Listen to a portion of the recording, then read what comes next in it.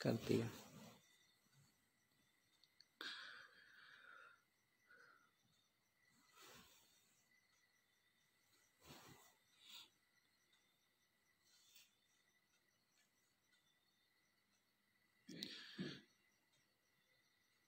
आज जो है मार्गशीर्ष पूर्णिमा। तो मार्गशीर्ष पूर्णिमा जैसे बुद्ध से संबंधित बहुत सारी घटनाएं तो है ही, लेकिन मार्गशीर्ष पूर्णिमा में सबसे ज़्यादा जो आज का दिन माना जाता, आज का दिवस माना जाता, वो संघमित्रा जो थेरी भी थी, अरहत भी थी, और संघमित्रा को लेकर के माना जाता है। जो बोधि वृक्ष लेके जाती है, और दूसरा सबसे महत्वपूर्ण बात कि वो सिर्फ बोधि वृक्ष एक तो श्रद्धा का प्रतीक तो है ही है, बुद्ध का प्रतीक तो है ही है, लेकिन दूसरा पर्यावरण के लिए भी बहुत बड़ा संदेश ये किसके द्वारा दिया गया? संघमित्रा के जो है द्वारा दिया गया। लेकिन अच्छा, संघमित्रा का वहाँ जाना कैसे होता है? श्रीलंका में संघमित्रा का जाना कैसे होता है? तो बुद्ध के अगर हम जो है धम्म का प्रचार प्रसार करने के लिए देखें तो बहुत सारे लोगों का नाम आता है जो बुद्ध के धम्म को प्रचार प्रसार करने के लिए सिर्फ समय ही नहीं, तन मन धन समर्पित करके लोगों ने प्रचार प्रसार किया है। तो उसमें तमाम भिक्षु हैं, जो है, और राजघराने के लोग हैं, राजा लोग हैं, और तो वो सब बहुत सारे नाम हैं। लेकिन बुद्ध धर्म के संदेश देने वालों में महेंद्र और संघमित्रा का बहुत ऊंचा स्थान माना जाता है। और ये किसके कारण? तो सम्राट अशोक के कारण। बौद्ध धर्म की जो जड़ है भारत में तो थी ही, लेकिन अन्य देशों में फैलाने का श्रेय अगर किसी को दिया गया तो वो सम्राट अशोक को दिया गया। श्रीलंका में बुद्ध धर्म की जड़ जमाने का श्रेय किसको दिया जाता? महेंद्र को दिया जाता। महेंद्र और संघमित्रा को दिया जाता, जिसमें से महेंद्र को तो वहाँ पे ऐसा कहा जाता है कि वो लोग बुद्ध के रूप में पूजते हैं, उन्हें बुद्ध ही मानते हैं, इतनी मान्यता देते हैं। किसको? महेंद्र को, बहुत ही। तो और अगर हम देखते हैं, एक तरफ अगर हम बुद्ध को देखें तो सिद्धार्थ गौतम भी राजा थे, है ना, राजा के बेटे थे, राजसी वैभव था, सुख था, समृद्धि थी। तो वो सब त्याग करके सिद्धार्थ गौतम महल त्याग करके, 3 महल थे ना, बरसात के अलग, गर्मी के अलग और ठंडी के अलग, तो 3 महल और तमाम सुख भोग की सामग्री थी ही। लेकिन वो सब छोड़ करके वो क्या हुए? संसार त्याग करके, फिर वो जो है सुख भोग त्याग करके धर्म का आविष्कार किया। आविष्कार मतलब कि खोज किया, निर्माण नहीं किया, खोज किया, क्योंकि पहले से धर्म था। बुद्ध रहे या न रहे, बुद्ध आए या न आए, धर्म हमेशा रहता ही है। लेकिन जब बुद्ध आते हैं, कोई व्यक्ति बुद्ध बनता है तो धर्म को उजागर करता है। बुद्ध, सम्यक संबुद्ध उसे ही कहा जाता है कि जो व्यक्ति, जब बुद्ध का नाम भी खत्म हो जाता है, तब जब ऐसे लोग जो है उसको प्रकाशित करते हैं तो उन्हें बुद्ध कहा जाता है। तो तमाम वैभव छोड़ करके जिस तरीके से बुद्ध ने धम्म की स्थापना की, ठीक वैसा ही विदेश में जाकर के प्रचार प्रसार करने का जो महत्वपूर्ण कार्य था, वो जो है महेंद्र, सम्राट अशोक के पुत्र महेंद्र ने किया। और महेंद्र भी ठीक वैसा ही हुआ कि नहीं? जितना जो है परिश्रम, जितना तपस्या करके सिद्धार्थ गौतम बुद्ध के धर्म की स्थापना करते हैं, उतना ही त्याग तपस्या करके महेंद्र वो भी राशि वैभव त्याग करके धर्म का प्रचार करते हैं। और उसमें संघमित्रा ने भी पूरा क्या किया है? सहयोग किया है। वैसे अनेक जो है आचार्य हैं, भिक्षु हैं, सब लोग विदेश में जाकर के इसका प्रचार किया, किंतु राजमहल में प्राप्त सुखों को छोड़कर और बौद्ध भिक्षु बनकर अनजान देश में जाना और धर्म के प्रचार प्रसार के लिए समस्त जीवन त्याग कर देना और ऐसा निश्चय कर देना, ये कोई साधारण बात है? ये साधारण बात नहीं है। तमाम लोग ऐसा करते हैं, लेकिन जो है प्रचार प्रसार करते हैं, लेकिन वैभव छोड़ करके, सुख वैभव छोड़ करके अगर कोई महेंद्र के बारे में ऐसा कहा जाता है कि अगर महेंद्र घर गृहस्थी में रहते, यानी अपने महलों में ही रहते, तो चक्रवर्ती सम्राट से कम नहीं थे। हालांकि जब वो भिक्षु बन गए तो भी उन्होंने पूरी कोशिश करके अरहत पद को तो उन्होंने प्राप्त किया। यानी यहाँ पर भी अगर वो अरहत हो सकते हैं, तो अगर वो राजमहल में भी रहते तो वो भी चक्रवर्ती सम्राट से कम नहीं होते। और यदि गौर से देखा जाए तो महेंद्र और संघमित्रा का त्याग स्वयं अशोक की बौद्ध धम्म प्रियता से बढ़कर ही प्रतीत होता है। यानी उनसे भी, उनकी वो जो प्रेम करते थे बुद्ध के धम्म से, उससे भी बढ़कर महेंद्र और संघमित्रा के बारे में समझा जा सकता है। और जो विनय पिटक है, अगर उनके अटकथाओं में देखेंगे तो उसमें सम्राट अशोक के एक ऐसा वर्णन आता है, कैसे जो है महेंद्र और ये संघमित्रा कैसे भिक्षु बनते हैं। तो जो अशोक ने जो है उस समय अशोकाराम नामक महाविहार भी बनवाए थे, और उन्होंने वो क्या करते थे, प्रतिदिन 60,000 भिक्षुओं को, प्रतिदिन, समझ रहे हैं, उसमें से 60,000 भिक्षुओं का नित्य, यानी कि उनके लिए जैसे भोजन की भी व्यवस्था करते थे, और तमाम जैसे कुछ लोगों को तो उन्होंने, कुछ भिक्षुओं को तो उन्होंने निष्कासित भी कर दिया कि वो गलत प्रचार प्रसार करते, इसलिए उन्होंने निकाल दिया। और बाकी भिक्षुओं की वो बहुत सेवा भी करते थे। और समस्त जो जम्बू द्वीप था, 84,000 स्तूपों का निर्माण किया। सम्राट अशोक ने क्या किया? जो भिक्षुओं को निकाले थे वो तो किया था, लेकिन 84,000 स्तूपों का निर्माण किया, विहारों का निर्माण कराया, और चैत्यों का निर्माण कराया, अस्पताल खुलवाए, और जानवरों के लिए अलग, पशु पक्षियों के लिए अलग, मनुष्यों के लिए अलग, और रहने के लिए सारी व्यवस्था की।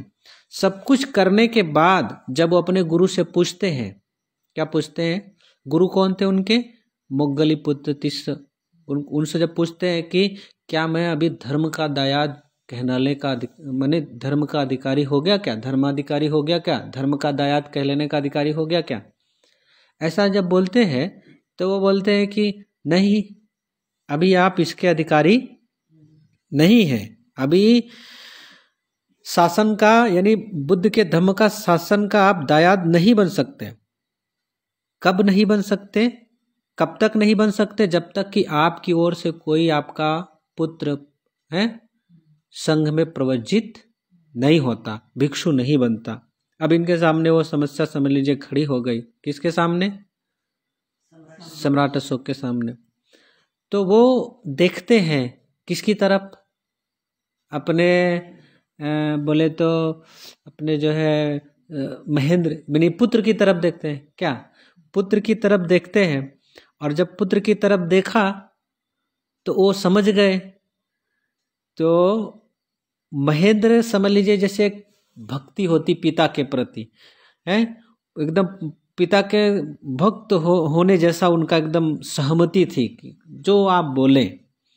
तो जैसे ही सम्राट अशोक महेंद्र की तरफ देखते हैं तो महेंद्र भी सहमति दे देते हैं और बोल देते हैं कि हाँ देव, मैं प्रवज्जित होऊंगा। आजकल के कोई अगर जो है माता पिता अपने बच्चों की तरफ देख लेता, आजकल को तो ठीक से धर्म भी सुनने को राजी नहीं है। अगर कोई, और जिस अब समझिए वो तो वैभव में थे, आजकल तो ठीक बहुत सारे लोगों के पास बहुत सारी समस्या रहती है, खाने को लेकर के बहुत सारी समस्या रहती है, लेकिन फिर भी कोई कहाँ जाना चाहता है, कोई नहीं बनना चाहता, नहीं आना चाहता। और आज अगर आप अपने बच्चों को देखें तो बच्चे बोलेंगे नहीं नहीं आप ही करो, हमसे नहीं होगा। कौन बनेगा भंते जी, कोई जाएगा, और वो भी इतनी सुख सुविधा में। और दूसरी चीज कि कई बार कुछ बच्चे भंते जी बनना चाहते हैं, यानी भिक्षु बनना चाहते हैं। तो बच्चे भिक्षु बनना चाहते हैं लेकिन उनके माता पिता वो नहीं चाहते। कई बार माता पिता चाहते, मैंने देखा है बहुत सारे बच्चों को माता पिता चाहते हैं कि ये बन जाए, लेकिन बच्चा नहीं चाहता, और बच्चा चाहता है तो माता पिता नहीं चाहते। ऐसा संयोग मिलना बड़ा दुर्लभ है कि जहां माता पिता भी चाहें और उनके बेटे भी चाहें कि वो क्या हो सके, भिक्षु हो सके और भिक्षु बन करके प्रचार प्रसार करें। और दूसरी चीज कि कई बार लोग अपने बच्चों को देते भी हैं कि ले जाओ इसको भंते जी, इसको ले जाओ भंते जी बना दो, प्रचार प्रसार के भिक्षु बना दो। तो हम लोग पूछते हैं क्यों बना दें, तो बोलते बहुत दुष्ट है इसलिए ले जाओ। अब उनका क्या मतलब है, क्या भंते जी लोग दुष्ट होते? वो बोलते ले जाओ ये ठीक नहीं है। अच्छा ठीक, अच्छा जो दूसरा बच्चा है वो बहुत अच्छा है, पढ़ाई करता है, तो उसको क्या करेंगे, नहीं ये घर में रहेगा। और जो ठीक नहीं है उसको क्या करो, भंते जी बना। तो जो पहले से ठीक नहीं है वो भंते जी बन के ठीक रहेगा क्या? क्योंकि वही आदत बनी रहेगी उसकी, कहाँ सुधरेगा। अब ये जानते हुए कैसा हो गया, जैसे मान लो कि खुद तो अच्छा खाते हैं, फल हो, मैंने बहुत बार देखा है। पहले तो कई बार मैंने अन्य लोगों की जो पूजा पाठ होता था उनमें भी मैंने देखा था, जो बाबा जी लोग पूजा वूजा करते हैं, तो उनमें मैंने बहुत बार ऐसे देखा है लोगों कि जो खराब खराब मेवे हैं वो सब ला के देते हैं। यहाँ भी वही आदत मैंने देखा, इधर भी होता बहुत सारे। अपने तो अच्छा अच्छा फल खाते हैं, लेकिन कई बार ऐसा होता है कि दान देना है ना तो कोई भी फल ले जाके दे दो है, लेकिन उसको ऐसा नहीं होना चाहिए। अपने जैसा भी चले, लेकिन अगर आप दान देते हैं तो आपकी भावना कितनी बहुत ऊंची होनी चाहिए। तो ऐसे बच्चों को देने के लिए राजी हो जाते जो बच्चे ठीक तरह से घर में नहीं रहते, तो उनको बोलते। अच्छे बच्चे हैं तो उनको बोलेंगे नहीं वो बढ़ेगा, पढ़ाई करेगा, ये करेगा करेगा। लेकिन महेंद्र जो है बोल देते हैं हाँ मैं जाऊंगा। और जब महेंद्र भिक्षु बनने के लिए बोलते तो उनकी उम्र कितनी थी, महज 20 वर्ष। सोचिए 20 वर्ष का, और वो भी राजा का लड़का है, राजकुमार, 20 वर्ष का।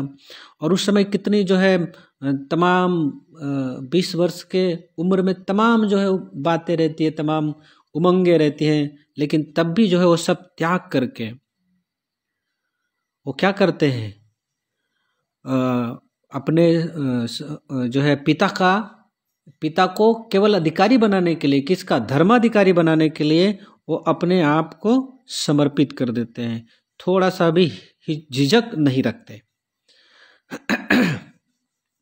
और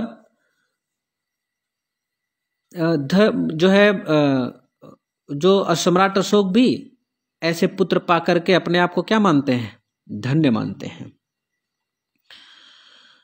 महेंद्र ने जो है इतना बड़ा जो त्याग किया, इससे बड़ा और कोई आदर्श नहीं हो सकता। आज जो लोग प्रचार प्रसार बहुत सारे लोग चाहते हैं करना चाहते हैं, नेता होता है तो नेता लोग क्या करेंगे, वो जब भाषण देने आएंगे तो वो पहले ही कहेंगे कि जब तक राज सत्ता नहीं आएगी तब तक जो है धर्म का प्रचार प्रसार नहीं हो सकता है ना। तो अच्छा ये तो बात कह देते हैं, लेकिन ये नहीं, अच्छा उदाहरण किसका देते हैं, बोले सम्राट अशोक थे तभी तो प्रचार प्रसार हुआ। तो ये तो उदाहरण दे देते हैं कि राज सत्ता चाहिए तभी प्रचार प्रसार होगा, लेकिन ये उदाहरण नहीं देते। कौन सा, ये आज तक किसी नेता ने ये उदाहरण नहीं दिया कि सम्राट अशोक ने अपने पुत्र और पुत्री को भी तो दान दिया था। तो ये कोई राजनेता करना चाहते हैं? बिल्कुल नहीं करना चाहते। तो इससे बड़ा जो आदर्श है और कोई नहीं हो सकता। और इतना ही नहीं, समझ लीजिए कि फिर सम्राट अशोक ने अपनी पुत्री को भी दान दिया। तो पुत्री कौन? संघमित्रा। और उनकी उम्र कितनी थी उस समय? शायद 18 साल की थी। किसकी उम्र? हाँ, 18 साल की थी। और वो भी स्वीकार कर लिया। महेंद्र जो है प्रवज्जित होकर के स्थविर बन गए। स्थविर मतलब क्या होता? अभी तो स्थविर का मतलब होता है कि जो 10 साल के हो गए तो वो क्या हो गए? स्थविर, थेरो। और जो 20 साल के हो गए तो वो क्या हो गए? महाथेरो, महास्थविर। और मेरे हिसाब से जो परिभाषा है, हालांकि वो ठीक है, ऐसा तो होना ही चाहिए कि जो स्थविर हैं 10 साल के हो गए तो वो थेरो हैं, स्थविर हो गए। लेकिन स्थविर का मतलब है, थेरो का मतलब एक ये भी है कि जो स्थिर हो गया, स्थिर हो गया। जैसे भिक्षु बनना एक बात है, लेकिन भिक्षु जीवन में स्थिर हो जाना, स्थिर हो जाना, ये दूसरी बात है। भिक्षु बहुत सारे लोग बन भी जाते, लेकिन स्थिर हो जाना ये अद्भुत बात है। और जब स्थिर होकर के जो प्रचार प्रसार होता है, कार्य होता है, उसका जो प्रभाव होता है वो बहुत अद्भुत होता है। तो स्थविर बन गए और अनेकों स्थविरों भिक्षुओं के साथ राजगृह, विदिशा आदि स्थानों का भ्रमण करता हुआ अनुराधपुर की पूर्व दिशा में मिश्रक पर्वत पर जा पहुंचे। और इस मिश्रक पर्वत को आजकल चैत्य पर्वत कहते हैं। और ताम्रपर्णी में उस समय उत्सव हो रहा था और वहां का राजा देवानप्रिय तिष्य मिश्रक पर्वत पर शिकार खेलने गया था। और उसी समय उस राजा से किसकी मुलाकात होती है? उसी समय उस राजा की मुलाकात महेंद्र स्थविर से होती है, यानी भिक्षु से होती है। और भदंत यानी कि स्थविर महेंद्र उन्हें, उस राजा को क्या उपदेश देते हैं? कौन सा उपदेश देते हैं? उस समय जो उपदेश देते हैं, उस उपदेश का नाम है चूल हत्ति पदोपम शुद्ध। इसका उपदेश देते हैं। और ये जब कथा समाप्त हो गई तो ऐसा बताया जाता है कि फिर वो राजा जो है किसकी शरण में जाते हैं? यानी बुद्ध धम्म संघ की शरण में जाते हैं और उस भिक्षु को जो है नमन करते, वंदन करते हैं। और कुछ समय बाद ये देखिए, ये कहानी किस बात की है? ये जो संघमित्रा का कैसे जाना होता है, संघमित्रा का श्रीलंका में प्रचार प्रसार करने के लिए कैसे जाना होता है। सबसे पहले महेंद्र जाते हैं, फिर महेंद्र वहां पे काम करते, तो वहां पे राजा की मुलाकात होती है। फिर राजा की बहन थी अनुला देवी, वो उसको जो है प्रवज्जित होने की इच्छा, उसने भी प्रवज्जित होने की इच्छा व्यक्त की। उसने कहा कि मुझे भी क्या लेनी है? प्रवज्जा लेनी है। तो महेंद्र स्थविर ने राजा को परामर्श दिया कि चूंकि पुरुषों को यानी भिक्षु किसी स्त्री को प्रवज्जा देना उचित नहीं समझा, समझ रहे हैं, प्रवज्जा नहीं दे सकते। तो वो बोले कि पाटलिपुत्र में, यानी पत्र लिख करके, पाटलिपुत्र से लिख करके कि उनकी बहन संघमित्रा को बुलाया जाए। वो भी उस समय थेरी हो चुकी थी, यानी भिक्षुनी बन चुकी थी। तो वो यानी पत्र लिखते हैं, पत्र लिख करके उनको बुलाते हैं। और साथ साथ ये भी कहते हैं, महेंद्र साथ साथ ये भी कहते हैं कि अपने साथ जो बोधि वृक्ष है, यानी जहाँ पे भगवान बुद्ध को ज्ञान प्राप्त हुआ था, उसकी शाखा भी लाने के लिए बोले। तब ये कौन जाती हैं? तब उस समय जो है संघमित्रा अपने अनुचरों के साथ वो शाखा लेकर के कहाँ जाती हैं? श्रीलंका। और वो दिन आज का दिन है, इसलिए उसको आज का दिवस जो है मनाते, आज ही के पूर्णिमा के दिन। बाकी और घटनाएं भगवान बुद्ध से संबंधित तो घटी थी। तो संघमित्रा थेरी अपने अनुचरों के साथ लंका यानी श्रीलंका जाती है। उनकी जो विदाई विदाई करने के समय स्वयं जो है सम्राट अशोक महाबोधि को, यानी जो वृक्ष था, जो शाखा थी, उसको उठाकर गले तक के पानी में गए और गंगा में खड़ी नाव पर सवार संघमित्रा थेरी को उसे ले जाने के लिए दिया। कितना अद्भुत होगा ये पल, कितना अद्भुत क्षण होगा। संघमित्रा के अनुराधपुर पहुंचने पर अनुला देवी ने 500 कन्याओं के साथ और 500 यानी स्त्रियों के साथ वो क्या हुए, प्रवज्जित हुए, खुद भी प्रवज्जा लिया। और महेंद्र के आगमन से जो है वहां पर बौद्ध धर्म तीव्र गति से बढ़ने लगा और महेंद्र स्वयं भी बौद्ध धर्म के प्रचार प्रसार में अपनी पूरी शक्ति लगा दी। समझ रहे हैं? तो इस तरह से इतना जो है संघमित्रा का जाना होता है। और संघमित्रा तथा अन्य भिक्षुणियों के लिए वहां पे उपासिका विहार भी बनाया गया और उसमें 12 मकान थे। समझ रहे? 12 मकान थे और उनमें 3 जो है महाबोधि लाने वाले जहाज का मस्तू यानी जहाज का पतवार तथा जहाज का पाल भी सुरक्षित रखा गया। इस तरह से बुद्ध धर्म के प्रचार प्रसार के लिए, बुद्ध की शिक्षा का प्रचार, और बुद्ध धर्म का प्रचार प्रसार करना का मतलब कोई राजनीतिक नहीं है। समस्त मनुष्य जाति, अगर बुद्ध धर्म का ठीक तरीके से प्रचार प्रसार हो तो समस्त मनुष्य जाति के कल्याण की बात, इसको ध्यान में रख करके इन्होंने कार्य किया। किसने? संघमित्रा ने।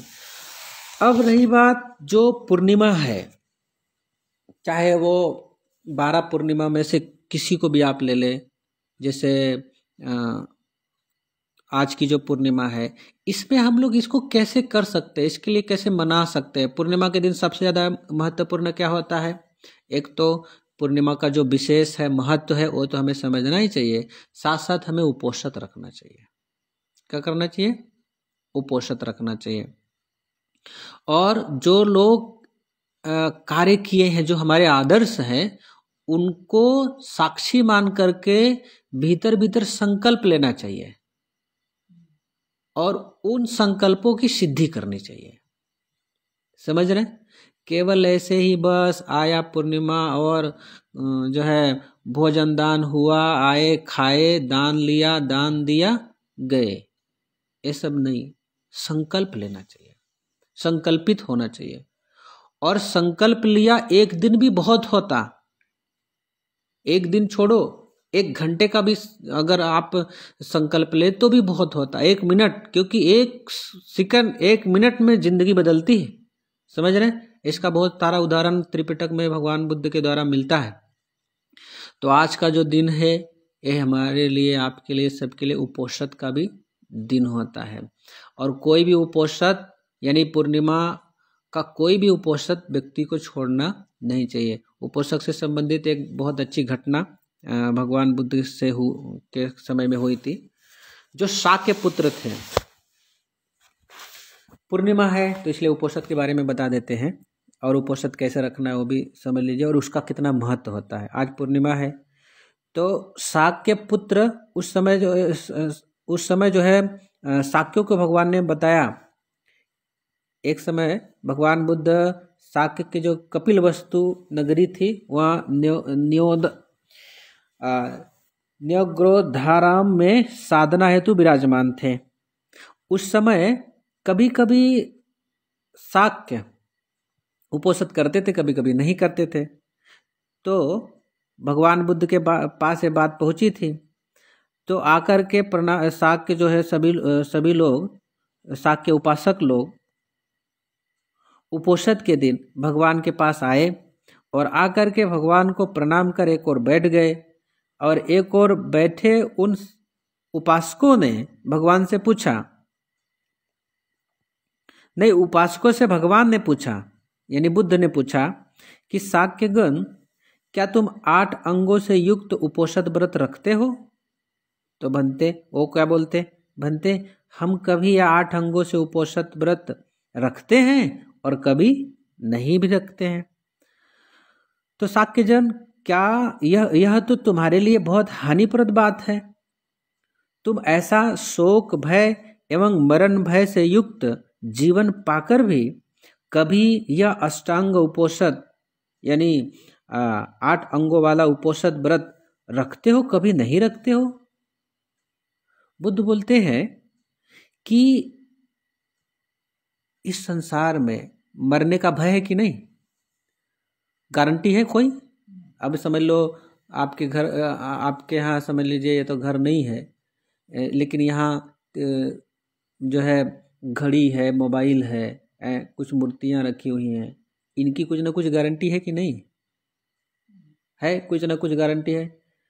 आप चश्मा पहने हैं, इसकी कुछ ना कुछ गारंटी है, लेकिन जीवन की कोई भी गारंटी नहीं। किस पल मृत्यु आ जाए। बुद्ध कहते हैं कि मरण भय, ये जीवन जो हमारा है ये भय से युक्त है। और कौन से भय से युक्त है? मरने के भय से युक्त है। कब मर जाएंगे इसकी कोई गारंटी नहीं है। इसके बावजूद भी आप उपोषद व्रत कभी रखते हैं, कभी नहीं रखते हैं। कितनी हानिप्रद बात है। हम लोग सोचते हैं कि क्या हो गया नहीं उपोषद रखा तो बुद्ध बोलते हैं कि क्या मानते हो शाक्यजन कि यहाँ कोई पुरुष कुछ कार्य किए बिना अपने समस्त खाली दिन की आधे करसापन से भी समानता कर सकेगा? जैसे मान लीजिए कि आपका जो आधा दिन है वो खाली चला गया, बिना कुछ किए चला गया, बिना उपोषद व्रत किए चला गया, बिना शील पालन किए चला गया, बिना समाधि का अभ्यास किए चला गया, बिना बुद्ध का स्मरण किए चला गया। समझ रहे? तो ऐसे खाली चला गया तो क्या क्या मानते हो? जैसे मान लीजिए आधा दिन चला गया तो आपको 1 करसापन दे दिया जाए तो क्या भर दोगे उसको? मतलब भरा जा सकता है उसको? गया ना, खाली दिन चला गया, वेस्ट गया ना। अगर आपको, बुद्ध बोलते हैं कि अगर आपको 1 करसापन दिया जाए, समझ रहे हैं, आधे करसापन से भी समानता कर सकेगा?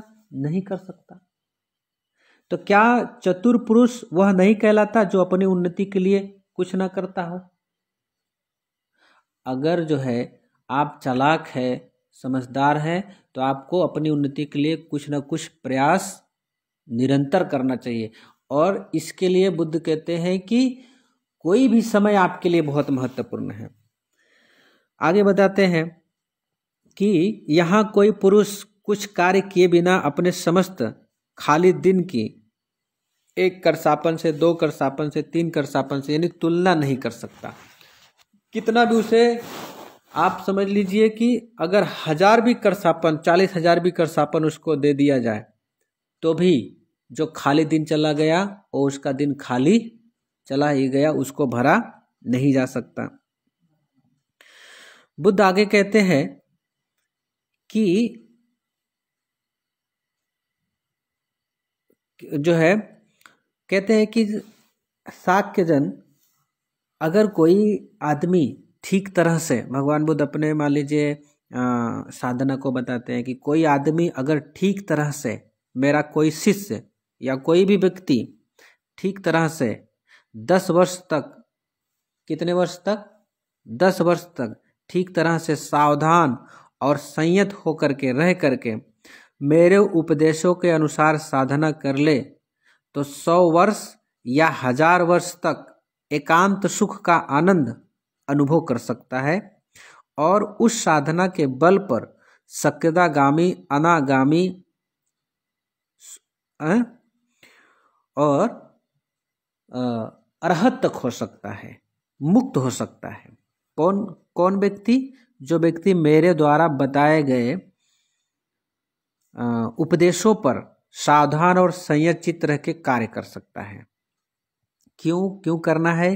क्योंकि ये जो हमारा शरीर है ये अनित्य है, नश्वर स्वभाव का है। इसलिए सावधान होकर के अगर वो कार्य करे, कितने दिन तक कार्य करे? बुद्ध कहते हैं कि 10 साल तक निरंतर सचेत होकर के, सजग होकर के, सावधान और सचेत, अपने अगर बोले तो सावधानी से, चले तो सावधानी से, उठे तो, बैठे तो, खाए तो, पिए तो, अगर उसमें वो सजग रहता है, सचेत रहता है, ऐसा करते हुए यदि कोई व्यक्ति होशपूर्वक 10 साल तक जिए तो श्रोतापन, सक्यतागामी, अनागामी, अरहत, इन अवस्थाओं को क्या कर सकता है?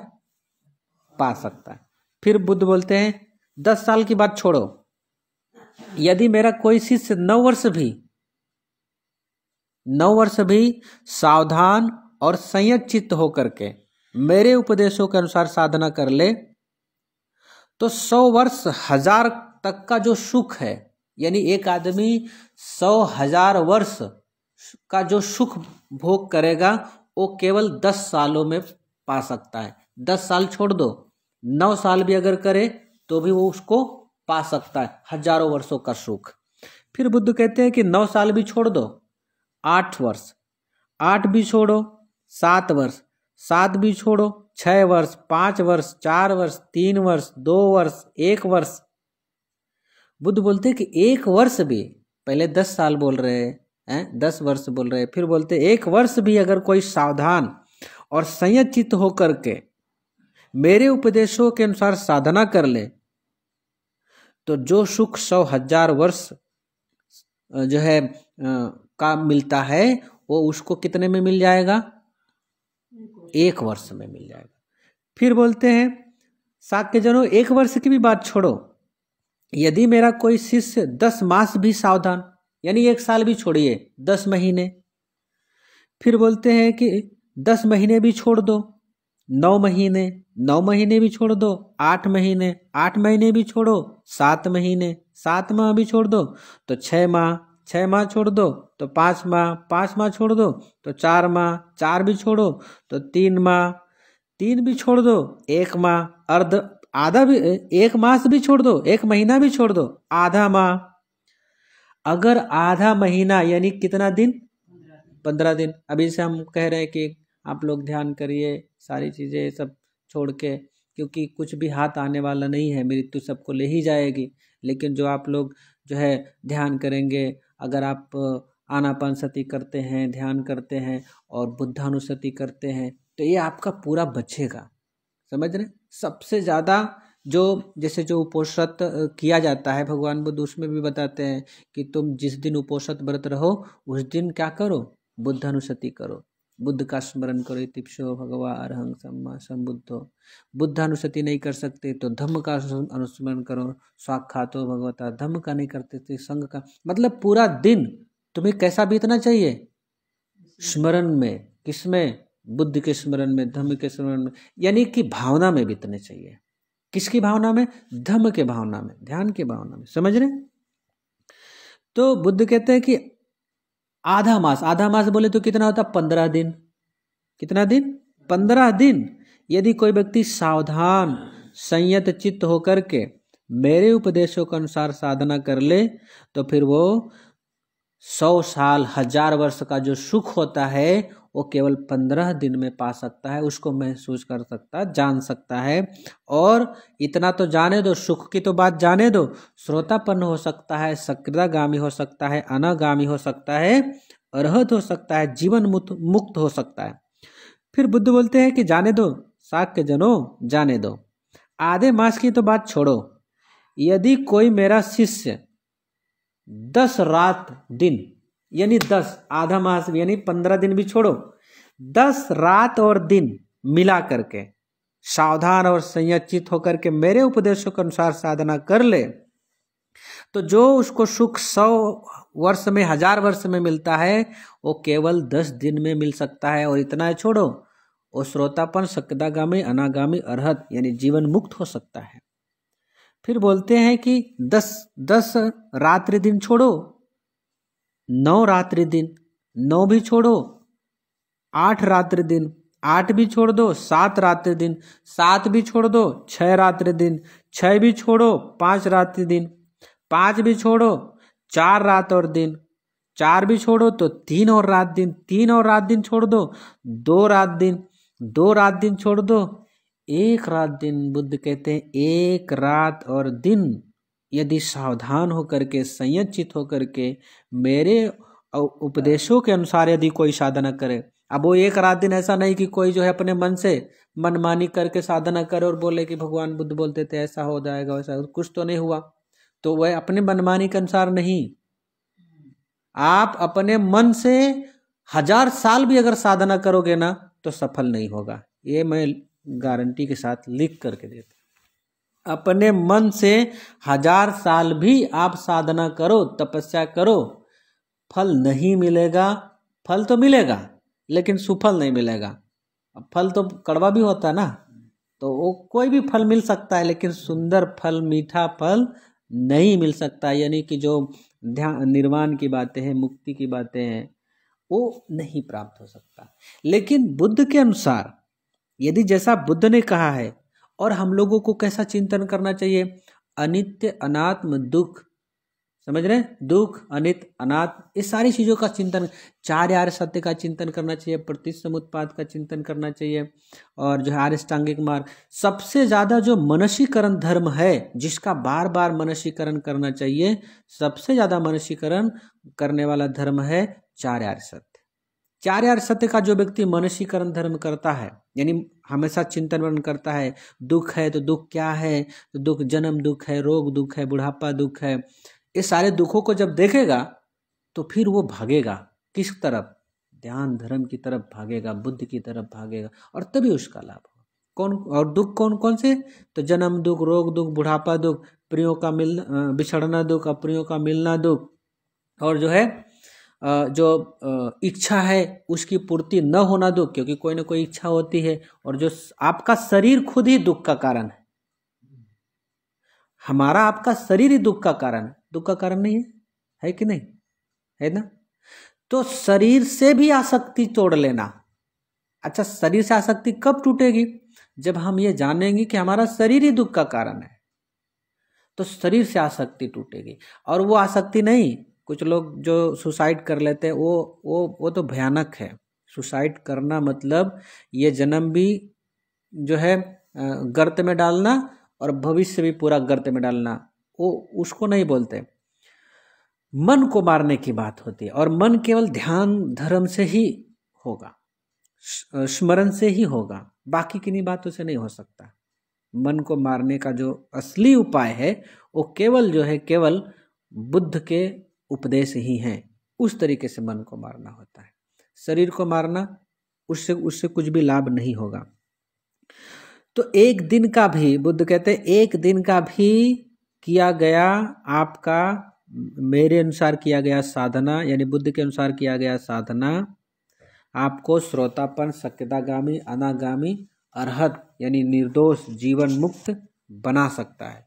तो शाक्यों को जब भगवान बुद्ध बोलते हैं कि क्यों तुम्हारा ये हानि है कि नहीं, अगर तुम नहीं करते हो, उपोषद व्रत नहीं करते हो तो हानि, तो वो बोलते हैं हाँ भगवान, ये हमारे प्रति हानिप्रद बात है। तो क्या बोलते हो, अब से तुम उपोषद व्रत रहोगे? तो भंते आज के बाद हम ये 8 अंगों वाला उपोषद व्रत अवश्य पालन करेंगे। ये लोग संकल्प लेते, दृढ़ संकल्प, मतलब एक दिन में भी बात हो सकती है, एक दिन रात। और जब आप लोग उपोषद व्रत रहते हैं तो क्या करना चाहिए? उपोषद व्रत के समय सबसे ज्यादा जो उपयोगी है वो आपका बुद्ध स्मरण है, बुद्ध अनुस्मृति। बुद्ध का नहीं कर सकते, धम्म का, संघ का, लेकिन ये स्मरण खूब करें। तो एक दिन भी अगर पूरे भावना में रह करके अगर आप कार्य करते हैं तो एक दिन का भी आपका भावना पूर्ण किया गया कार्य वो आपको सुख देगा, शांति प्रदान करेगा। और 8 अंगों वाला उपोषद यानी कि जो 8 शील है, 8 शील में पानातिपाता यानी हत्या नहीं करना, आदिन्ना दाना, चोरी नहीं करना, व्यभिचार नहीं करना। जब उपोषद व्रत रहते हैं तो जो पति पत्नी भी हैं वो भी कैसे रहेंगे? पति पत्नी भी भाई बहन के समान रहेंगे तो उपोषद के दिन। और फिर झूठ, बकवास, चुगली, कटुवचन, ये तो इतना भयानक है, चाहे आप उपोषित रहो या न रहो, आपको डेली जो है झूठ, बकवास, चुगली, कटुवचन नहीं बोल, बहुत जितना हो सके कम से कम बोले, जितना हो सके। जितना मौन रह जाएंगे, जितना मौन पाल लेंगे, उतना आपका आपसे परिचय होगा। अगर आप ज्यादा से ज्यादा बोलेंगे तो आपका परिचय किससे होगा? दूसरों से होगा कि आपसे होगा? दूसरों से होगा ना। लेकिन मौन रहेंगे तब किससे परिचय होगा? खुद से होगा, अपने आप से होगा। जब आदमी मौन रहता है, बोलने का हक केवल बुद्ध को है, बाकी किसी को नहीं है। बाकी कोई नहीं बोल सकता, क्योंकि जो लोग बोलेंगे गलत ही बोलेंगे हैं। अधार्मिक की बात ही बोलेंगे, असंयत ही बोलेंगे, असत्य ही बोलेंगे। बोलने का हक किसको केवल है? बुद्ध को है, या फिर उस व्यक्ति को है जो बुद्ध वचनों को बोलता है। अब बोलने का मतलब क्या है? बोलने का मतलब कि अब जो आपकी दैनिक जीवन की चर्या है उसमें तो आप बातचीत कर ही सकते हैं, लेकिन व्यर्थ की बात न बोले तो अच्छा है। चुगली ना करें, कटु वचन ना करें, इसका तो पूरा पूरा पालन करें। और शराब का सेवन यानी किसी भी नशे का सेवन न करें, चाहे वो कोई भी शराब हो या कुछ भी हो जो अपने आपके चित्त को विक्षिप्त कर दे। और सबसे बड़ा नशा, बहुत सा शराब वराब तो नशा है। नशा क्या करती है? आपको मार्ग से भटका देती है। तो बहुत सारी नशा, खाली शराब नशा नहीं है। मैंने बहुत बार देखा शराबी बेचारे थोड़ा ठीक हो जाते हैं। शराबी जो शराब पीते हैं, आज तक मुझे तो कोई साष्टांग प्रणाम नहीं किया, लेकिन एक बार एक शराबी ने साष्टांग प्रणाम किया था। मैंने सोचा था कि अगर ये शराब पी के नहीं करता तो इसका भला हो जाता, लेकिन साष्टांग प्रणाम किया। भिक्षाटन कर रहे थे उस समय, पूरा लेट करके साष्टांग प्रणाम किया, पकड़ लिया पैर, जाने ही नहीं दे रहा था। तब ने उसको मैंने छुड़ाया उड़ाया, उसको बोला कि लला बिना शराब पिए नमन करते तो अच्छा हो जाता। हम ये इसलिए बता रहे हैं, कई बार शराबी नम्र विनम्र हो जाते हैं, लेकिन जो लोग शराब नहीं पीते हैं उनको भी नशा होती है। शराबी तो नशे में रहते ही हैं, जो शराब नहीं पीते उनको भी नशा रहती। तो किसी को धन की नशा रहती, किसी को पद की नशा रहती, किसी को अपने शरीर की नशा रहती, किसी को अपने रूप की नशा रहती। ये भी नशा खराब है, भयानक है। ये भी आपको धम्म में बाधक लाती है। काय नहीं, ठीक है ठीक है। तो किसी भी प्रकार से खड़े रहिए, किसी भी प्रकार से कोई भी नशा ना करें। फिर आगे विकाल भोजना, यानी कि विकाल यानी कि समय जो है बिना काल का भोजन ना करें। अब भोजन के बारे में जिसको लगता है कि जिसका नहीं रह पाता कोई, तो खाने पीने को थोड़ी बहुत यानी भोजन पानी का, लेकिन जिस दिन उपोषित रहे उस दिन पूरी तरीके से क्या करना चाहिए? पालन करना चाहिए। यानी विकाल भोजना, विकाल भोजना क्या होता है? 12 बजे के बाद अगर आप जो भोजन करते हैं तो वो किस में आता है? विकाल भोजना में आता है। विकाल भोजना नहीं करना। फिर नाच गीत यानी कि मोबाइल का इस्तेमाल कम करना। आज बहुत तूफान आ रहा है, क्या होता है? मोबाइल का इस्तेमाल कम करना, और जो है टीवी उवी नहीं देखना, नाच गीत, क्योंकि आजकल तो नाच उच नहीं होती, लेकिन टेलीविजन अगर आप देखते हैं तो आपके लिए उपयुक्त नहीं, अच्छा नहीं है। क्योंकि टेलीविजन बोले तो आपके दिमाग में कचरा डालना है ना। कोई आपके घर पे लाके कचरा फेंक जाए तो आप मंजूर करेंगे? नहीं। लेकिन टेलीविजन वाले आपके दिमाग में कचरा डाल देते हैं और आप उसको लेते रहते। तो टीवी मोबाइल इनसे जितना हो सके दूर रहना चाहिए।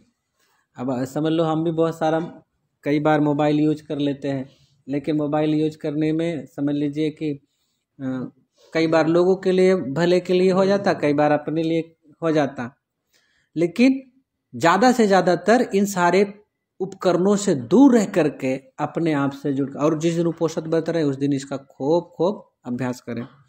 और ऊंचे आसन पे ना सोए कभी भी, जब बहुत गद्देदार मखमली आसन पे ना सोए। कभी कभी जब उपोषित रहे तो चटाई पे ही सो जाए, नीचे ही सो जाए। अब देखो, जब हम लोग कभी जाते हैं स्टेशन पे ऐसे सोना होता है तो कुछ मिलता थोड़ी है वहाँ पे।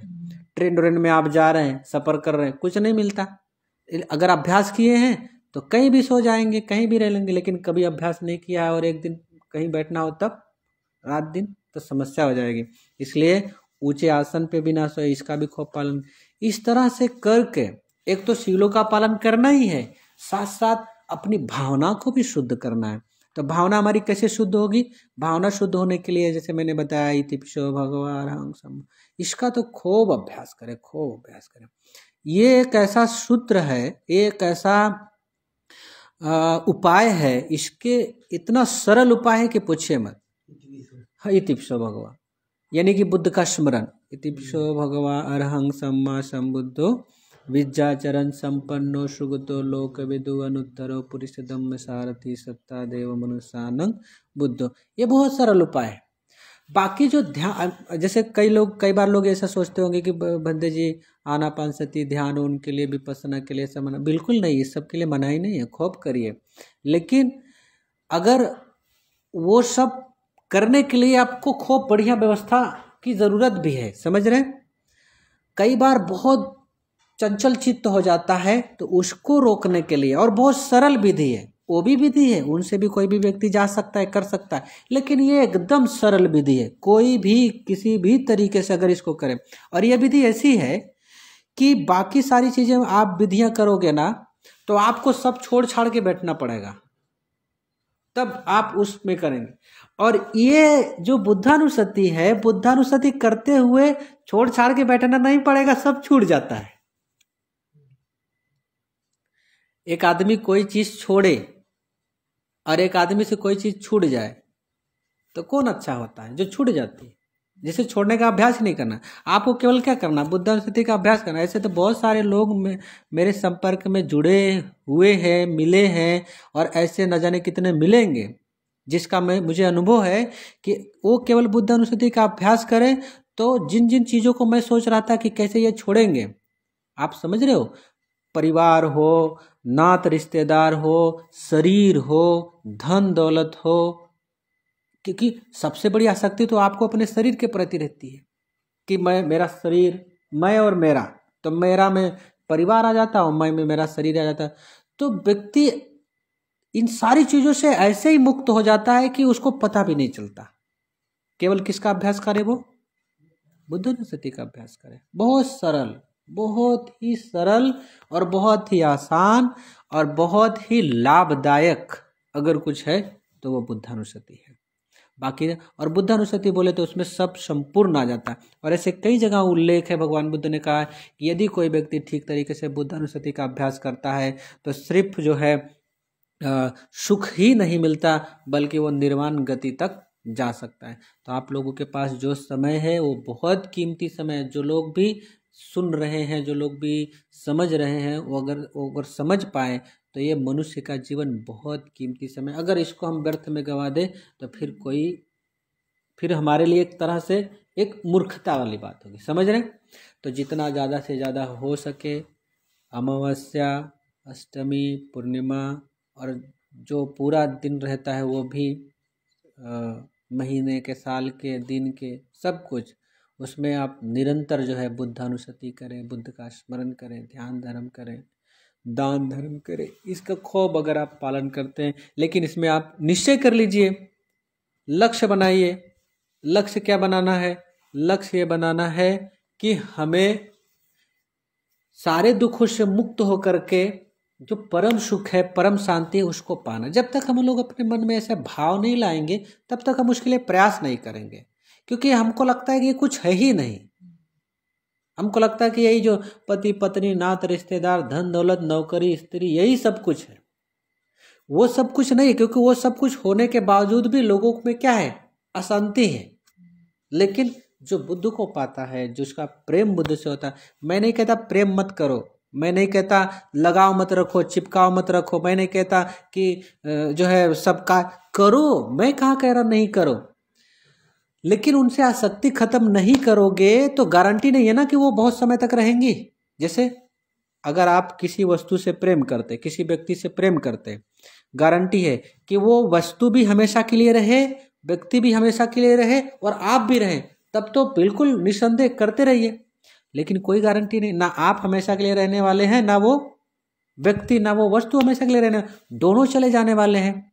तो जब दोनों चले जाने वाले हैं तो क्या किया जा सकता है? क्या अपना हो सकता है? अपना जो क्या होगा? जो आप सुख शांति में जी लेंगे, जो वर्तमान क्षण को, पल को जो पकड़ लेंगे, वही आप करें। और वर्तमान समय केवल स्मरण का ही आपका हो सकता है, बाकी कोई नहीं। और एक कबीरदास जी कहते हैं, दुख में सुमिरन सब करे, दुख सुख में करे ना कोई, और जो सुख में सुमिरन करे तो दुख काहे को होए। और आप लोगों को किसका? बुद्ध का खूब ज़्यादा ज़्यादा स्मरण करें, बुद्धानुसति करें, और खूब अपनी श्रद्धा बढ़ाएं।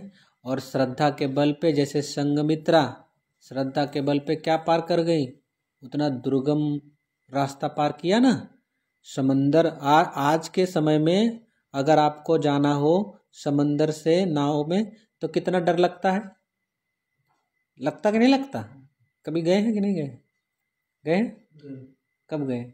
समंदर में किए हैं सफर?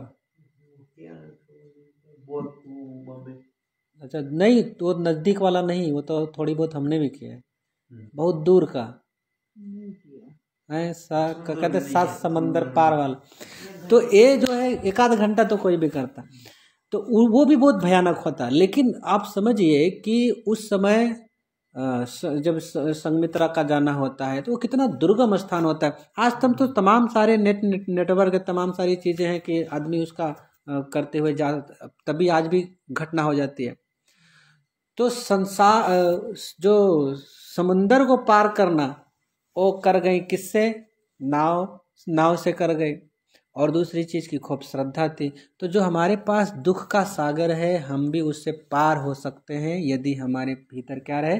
श्रद्धा रहे। बुद्ध कहते श्रद्धाए ओगो तरति, श्रद्धा से कोई व्यक्ति बाढ़ को पार कर सकता है। तो आज के दिन इतना ही। आप सभी लोगों के जीवन में हमेशा हमेशा सुख शांति और यश बढ़े, यही मंगल कामनाएं हैं।